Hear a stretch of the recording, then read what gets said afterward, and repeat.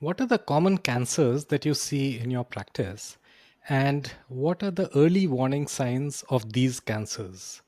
Shalini, what is your advice to help patients identify, or at the very least, feel concerned that their child might have cancer? So that's a very relevant question. First of all, we must remember that childhood cancers are rare. They constitute only about 3% of all cancers.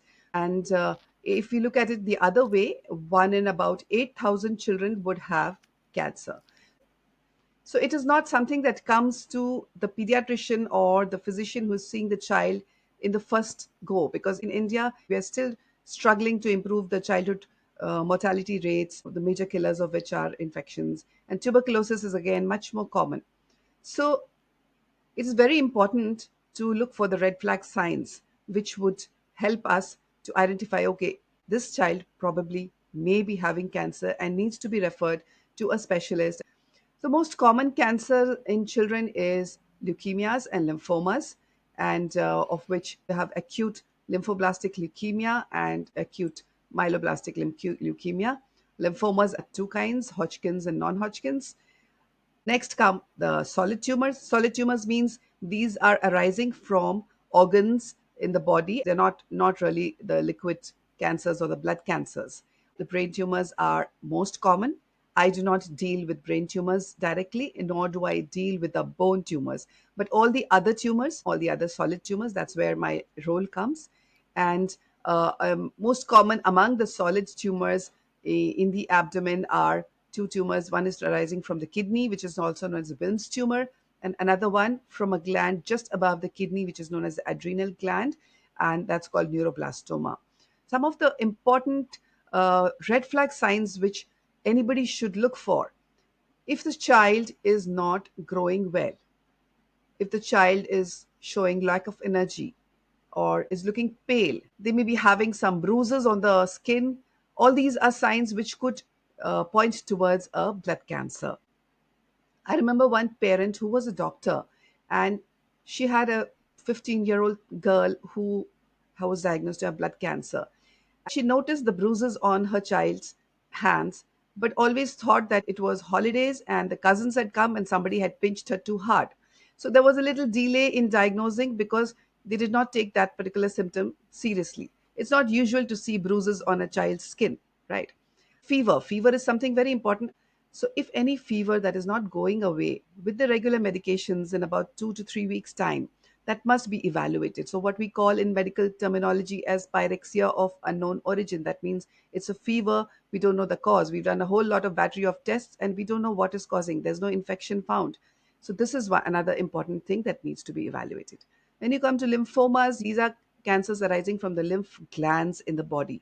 So usually you will see some lymphatic glands in the neck or in the axilla or in the groin.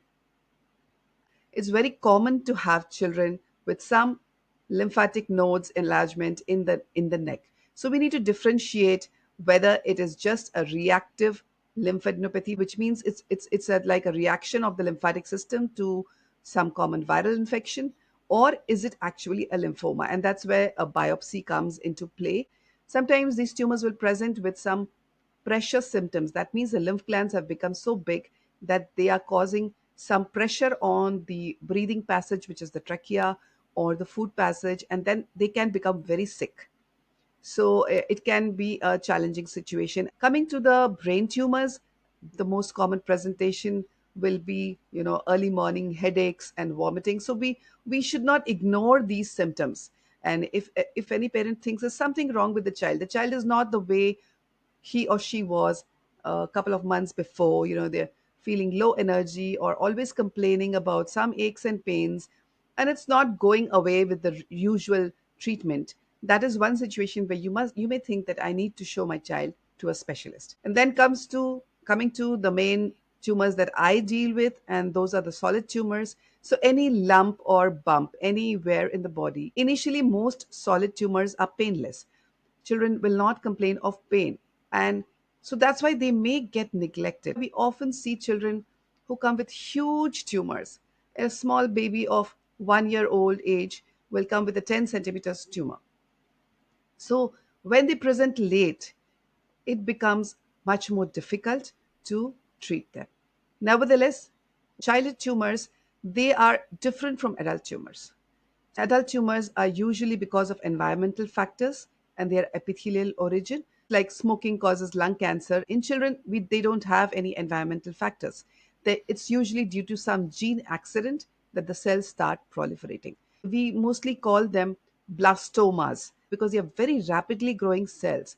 And because they are rapidly growing, they also rapidly respond to the correct treatment, which is chemotherapy, radiation therapy. So they are very sensitive to these treatment modalities. Are there any special considerations in cancer surgery for children that are different from those in surgery for adults? Yes, of course, David. When we do surgery for children with cancer, we lay a lot of emphasis on organ preservation. That means we want to remove the particular organ from which the cancer or the tumor has arisen. But what about the surrounding organs? We want to preserve everything else. For example, if the tumor is arising from the adrenal gland, which is just above the kidney, sometimes it may be adherent or it may be stuck to the kidney. So we don't need to remove the kidney all the time because we want to preserve the kidney. That's a normal organ, that's not the origin of the cancer. We also lay a lot of emphasis on fertility preservation, especially in adolescent children. It is very difficult to do fertility preservation in young children, but in adolescent children, we do lay a lot of emphasis. When we do surgery or we treat a child with cancer, suppose the child is about 3 or 4 years old, we are looking at the next 50, 60, 70 years based on the life expectancy. We have to make sure that this child, after getting cured of the cancer, we send back the child into the community as a normal human being without any disability. The child should be able to interact with other peers, other children, should be able to complete his or her studies, create a family, and grow as a normal, normal citizen of the country wherever they are staying. Earlier on, if there was a tumor from the bone or from one of the limbs like the legs or the arm, amputation, that means cutting off that part of the limb along with the tumor, was a common practice because that was easy to get rid of the tumor cells. But nowadays we do limb salvage surgery. The orthopedic surgeons do that. I don't do that, but I lay more emphasis on preservation of surrounding organs. So one way we do it is we don't immediately go for upfront surgery. When a 1 year old child comes with a big tumor in the abdomen, if I try to go in and do the surgery upfront, there is a good chance that the tumor may rupture or spill, or I may not be able to remove it completely, and that will again affect the outcome. So, what we do is we give neoadjuvant chemotherapy. That means we first shrink the tumor with chemotherapy. These childhood tumors are very chemosensitive. So, they shrink very well with chemotherapy for about 2 to 3 months, and then we do the surgery. So, the surgery becomes easier, the tumor size is less, so it is less debilitating, less complications for the patient, and the outcomes are also much better. So, this is how we work. Every case we discussed along with the radiation oncologist and the pediatric hematology oncology team. Even though we have so many protocols, each child has to be individualized and also risk based. We look at two things. One is what is the chances of this particular child's tumor to come back? So if the chances of tumor coming back is high, that means it's a higher stage tumor or a higher risk tumor, then we will treat that child more aggressively. And if the chances of tumor coming back is less, that means it's a stage 1 or stage 2 tumor, the treatment is less aggressive because all these treatments also have long term side effects. So, that is another angle that we look at, the late toxicities or the late effects. We actually follow up these children who are undergoing treatment for cancer. For the first 5 years is surveillance to make sure that the tumor hasn't come back, and we follow them up lifelong. We look at any late effects that the chemotherapy drugs or the surgery or the radiation may have on their growth or any other organ systems which may be specific to particular drugs that we use.